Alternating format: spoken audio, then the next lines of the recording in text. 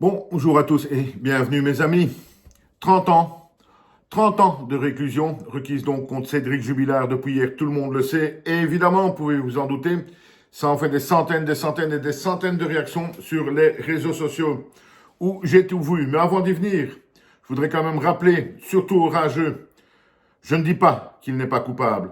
Je ne dis donc pas qu'il est innocent. Je ne le défends pas. Je dis juste que dans ce procès, il est vide, ce procès. Il n'y a rien.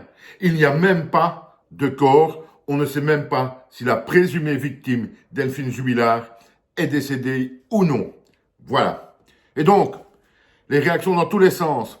Évidemment, comme j'en ai déjà parlé, les rageux, ceux qui pour moi ne réfléchissent absolument pas, des conséquences d'une éventuelle condamnation de Cédric Jubilard, nous sortent des phrases que je qualifierais de archi-débiles, parce qu'ils se rendent quand même bien compte, également, tous, je pense, qu'il n'y a rien donc dans ce dossier. On va même pas revenir là-dessus. Mais pour eux, peu importe. J'ai vu des phrases du style « Il a une tête d'assassin »,« C'est un sale type »,« Il faut le condamner pour ses enfants », etc. Des phrases qui n'ont aucun sens pour moi. Parce qu'il y a bien une chose, si on va parler sérieusement et rester logique.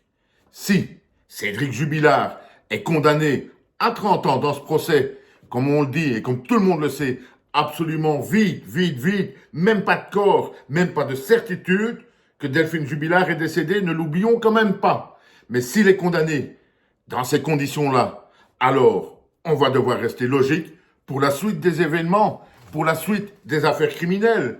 Et si donc il est condamné dans ces conditions, eh bien dès ce moment-là, partout en France, dès que quelqu'un va disparaître, homme ou femme, eh bien alors, on va être logique, et un jour ou deux après, il faudra donc enfermer le conjoint restant. Il faudra donc rester logique. Quand il n'y a absolument rien à ce point-là, et qu'on risque de mettre quelqu'un en prison, alors, dans la suite des événements, les amis, on va rester logique. On va enfermer tous les conjoints des gens qui disparaissent.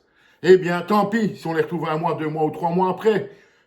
On est logique par rapport à Cédric Jubilard à ce moment-là. Mais il y a encore quelque chose de plus grave, mes amis. Ça rejoint quand même un petit peu ce que je viens de vous dire. S'il est condamné dans ces conditions, qu'on ne va même pas rappeler parce que tellement ça m'énerve. S'il est condamné donc dans ces conditions, mais c'est la porte ouverte à toutes les dérives. Et comme je viens de le dire, si quelqu'un disparaît, imaginons une femme de 25, 30, 50 ou 60 ans, ça c'est déjà vu aussi, pète un câble, ou pour une raison ou une autre, décide de foutre le camp, et qu'au bout d'1 mois, on n'a pas de nouvelles, parce qu'elle est partie, je sais pas moi, en Italie, au Portugal, en Afrique, en Martinique, et si donc 1 mois, après qu'elle se soit barrée, pour refaire sa vie, pour prendre du bon temps, pour souffler, si on n'en a pas de nouvelles, on va alors, à chaque fois donc, mettre le conjoint en prison.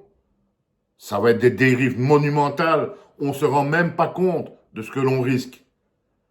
Je n'en reviens pas qu'on puisse même avoir fait un procès à Cédric Jubilard, dont je rappelle, avant de vous quitter, que je ne le défends pas. Je ne sais pas s'il est coupable ou pas. Mais tout ce que je sais, moi, comme vous, comme beaucoup de gens, comme les gens qui réfléchissent, c'est que ce dossier, ce procès est vide. Pas d'indice, pas de preuves, pas de corps, pas de certitude qu'elle soit morte. Des zones d'ombre, d'autres suspects potentiels, des faits bizarres, un téléphone qui borne toute la nuit, une voiture mystérieuse, etc.